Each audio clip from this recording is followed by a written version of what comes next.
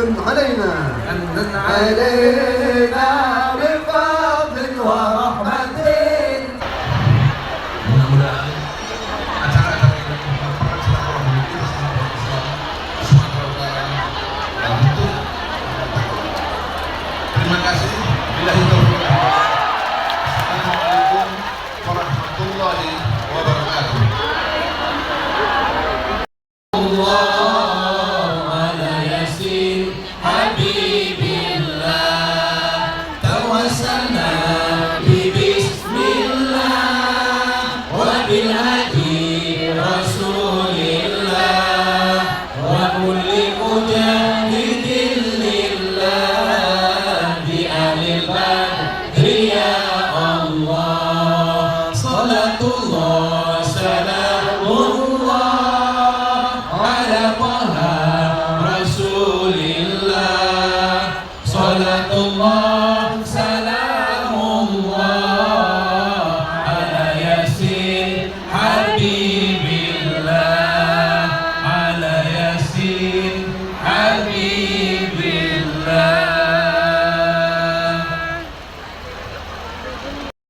Tuan Guru kita, Ketua MUI, dari ormas-ormas kita, tokoh masyarakat, pemerintahan, kita doakan semuanya mudah-mudahan dilindungi oleh Allah Subhanahu wa Ta'ala, diberikan keberkahan dan kelancaran dalam menunaikan tugas, dan yang lebih penting diridhoi oleh Allah Subhanahu wa Ta'ala, sehingga tugas-tugas dunianya menjadi bekal hisab yang ringan di hadapan Allah dan berat pahala kebaikannya.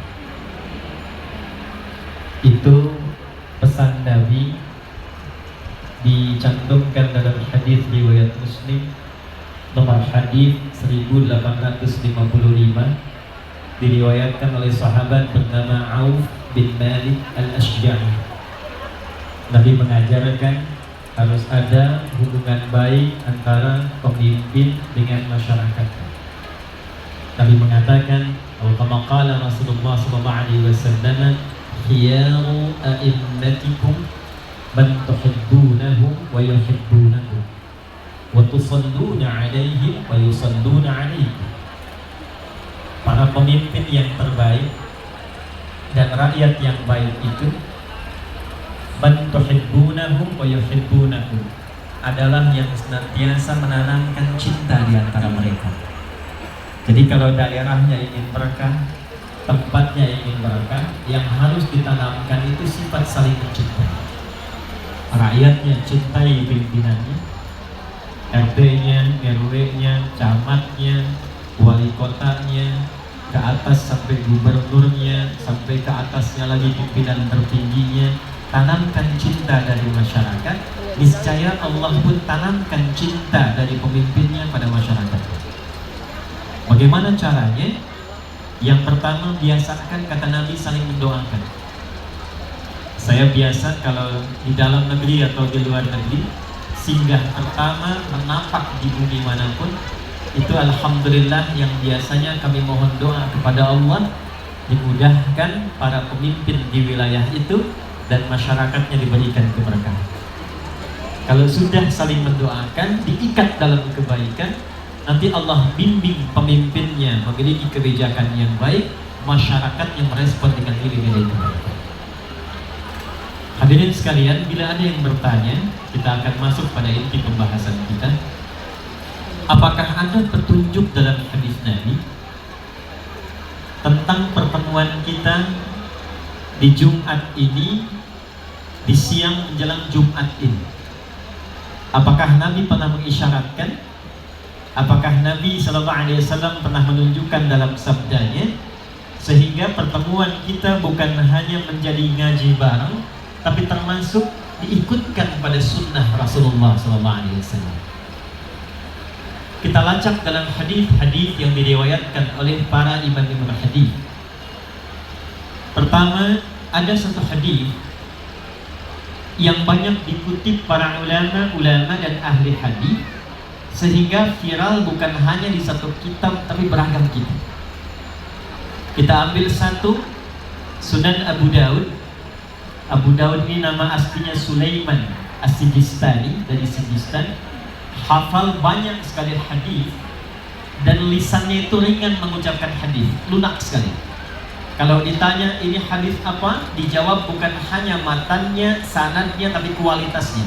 Ini sahih, ini dhaif, ini munkar, ini maudhu', ini makruh dan sebagainya.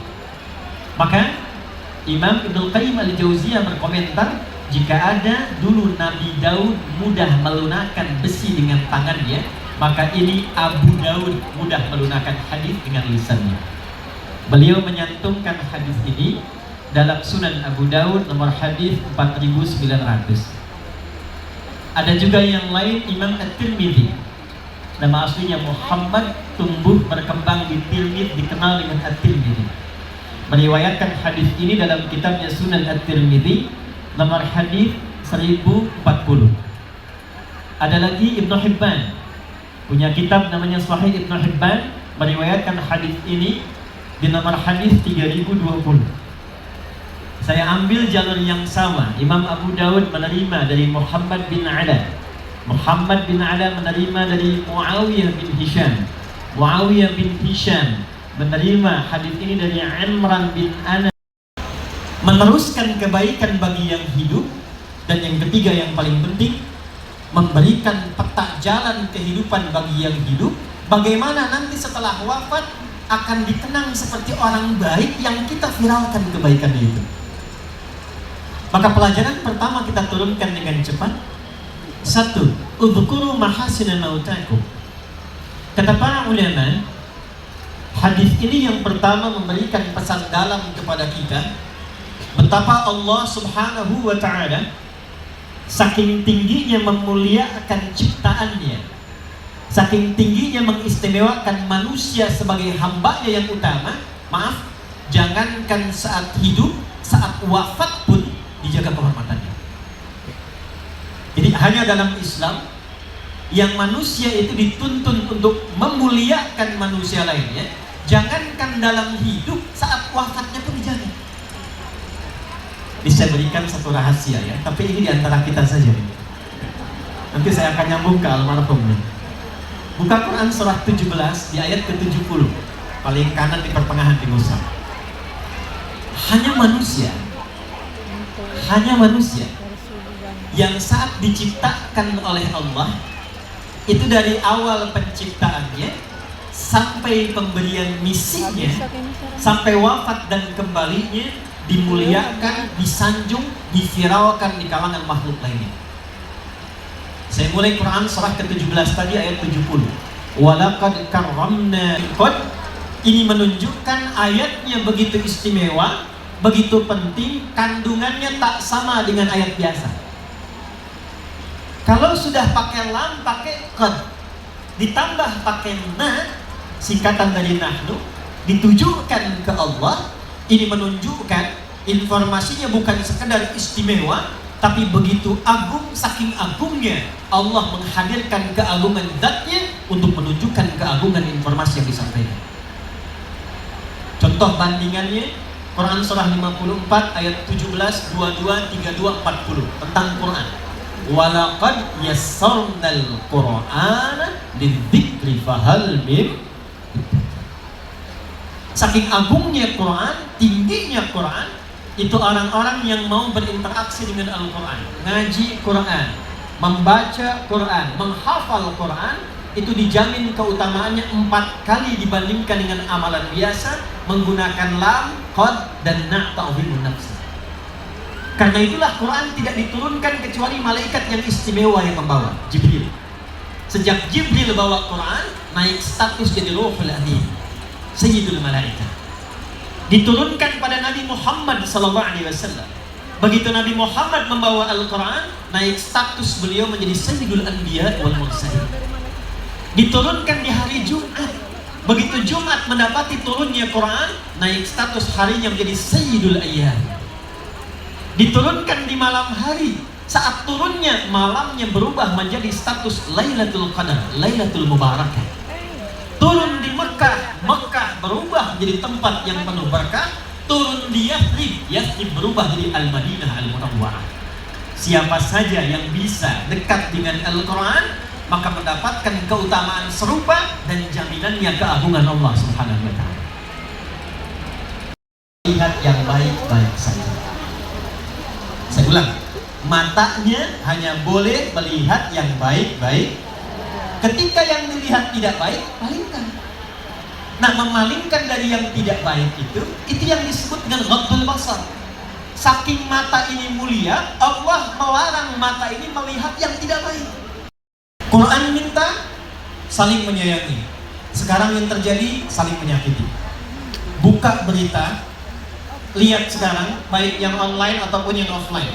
Setiap kita buka berita, 85% beritanya kalau bukan pembegalan, bukan perampokan, bukan kemudian pembunuhan, maaf, yang satu mencela pada yang lainnya, yang satu melukai pada yang lainnya. Padahal yang kita ngaji Quran yang sama, nabinya nabi yang sama. Kenapa orang dahulu bisa menjaga dan mempraktekkan Quran itu? Yang salah itu yang tidak sholat subuh. Kenapa kemudian yang kunut dan tidak kunut jadi bermasalah? Saya pernah menangani satu kasus suami istri itu maaf tidak saling tatap semalaman gara-gara persoalan turun dari i'tidal ke sujud. Suami pulang dari kantor kena macet, tiba di rumah malam, gak sempat kemudian ke masjid. Sudah selesai. Nyampe di rumah, ambil wudhu sholat, begitu sholat istri lihat. Ternyata sujudnya itu turun dulu lututnya. Begitu lututnya turun, istri lihat. Begitu salam, assalamualaikum, assalamualaikum, selesai sholat, ini persoalannya bu. Tanpa muqaddimah. Langsung istri komen pada suaminya, papa sholatnya salah. Jiwa laki-laki bangkit. Yang pemimpin siapa? Laki-laki. Apa ciri khas pemimpin itu? Ciri khas pemimpin bukan tegas, ciri khas pemimpin tidak mau dipimpin. Hanya menerima usulan, jarang kemudian menerima saran. Istrinya berkata, ini kisah nyata, papa sholatnya salah. Emang kenapa mah? Harusnya bukan lutut dulu, telapak tangan dulu yang turun, baru lutut. Kata suaminya, mama yang gak baca hadis. Bertengkar malam, tak saling tatap, punggung-punggungan, besoknya diputuskan datang ke kami. Ternyata saya lihat dua-duanya gak tahu hadisnya. Istri belajar dari Ustaz A, suami belajar dari Ustaz B. Begitu saya tunjukkan, Pak Ibu, dua-duanya ada di kitab yang sama, di Sunan Abu Daud.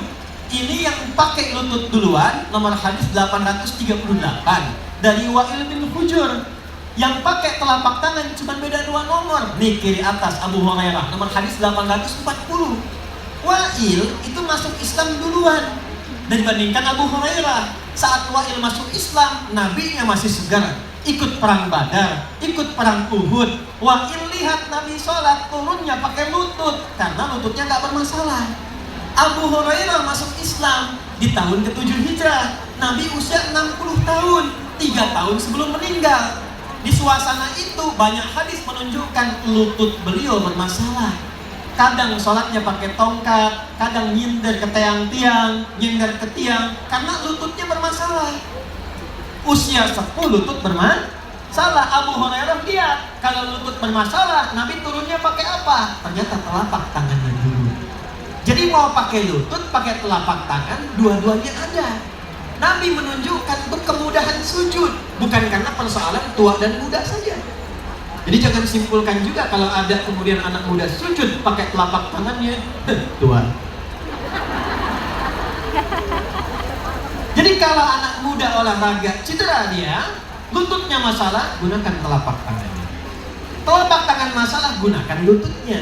Lutut benar, telapak tangan benar, yang salah sujud pakai kepala duluan. Kenapa gara-gara basmalah yang satu keras, yang satu sir kok jadi saling melukai? Kok jadi saling klaim? Padahal 70 hadis, 70 hadisnya 4 cara bacanya.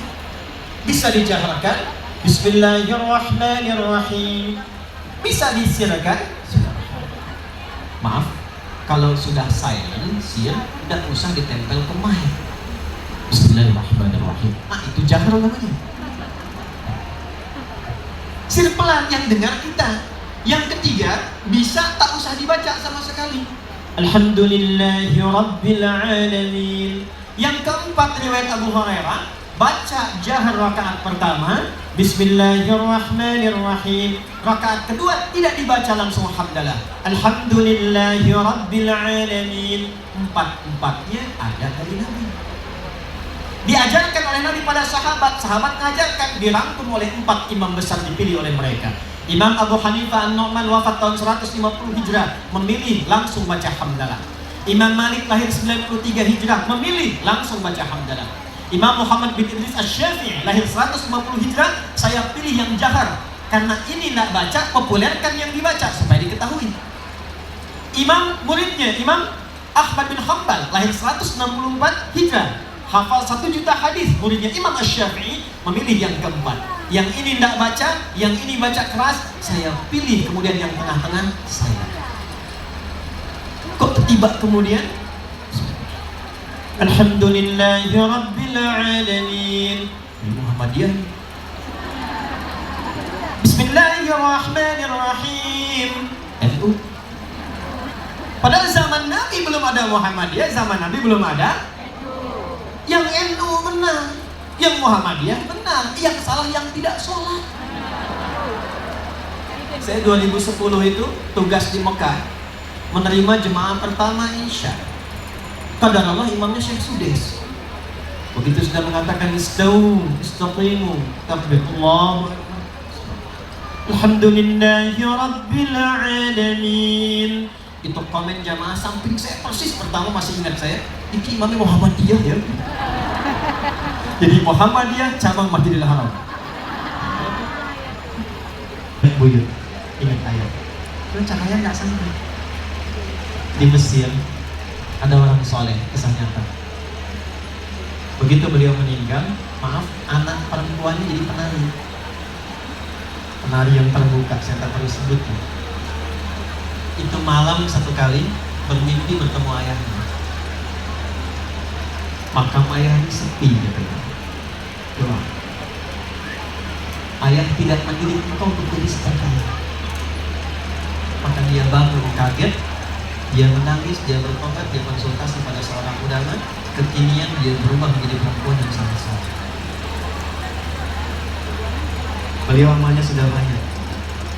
Tapi kalau ada anaknya, ada cucunya, ada godaan-godaan, mau tertinggal sholat nih, cahaya belum mengalir, keterangan belum tiba. Ini yang kita tahu. 3, ini spesifik, waladin salihin yad'u lahu. Waladin salihin yad'u lahu. Anak-anak soleh yang dididik oleh beliau, yang membiasakan berdoa untuk kedua orang tuanya, baik yang hidup ataupun yang telah wafat. Jadi mohon izin ya, setelah sholat sertakan doa. Dan bukan setelah sholat saja, setiap amal baik. Selesai ngaji ini, walam yakul lahu kufuwan ahad, jangan berhenti doa. Ini ada doa khusus hari Jumat, saya ajarkan ya. Mohon izin, ada doa khusus dibacanya tiap hari Jumat. Ini saya talkinkan sedikit. Kalau dibaca dengan baik, hadisnya tersambung. Insya Allah Allah cukupkan rezekinya, Allah jaga dari perbuatan maksiat, dan diberikan yang paling utama dari kegiatannya. Jadi kalau kerja dikasih jabatan yang utama, kalau ilmu yang utama yang mudah diamalkan. Allahumma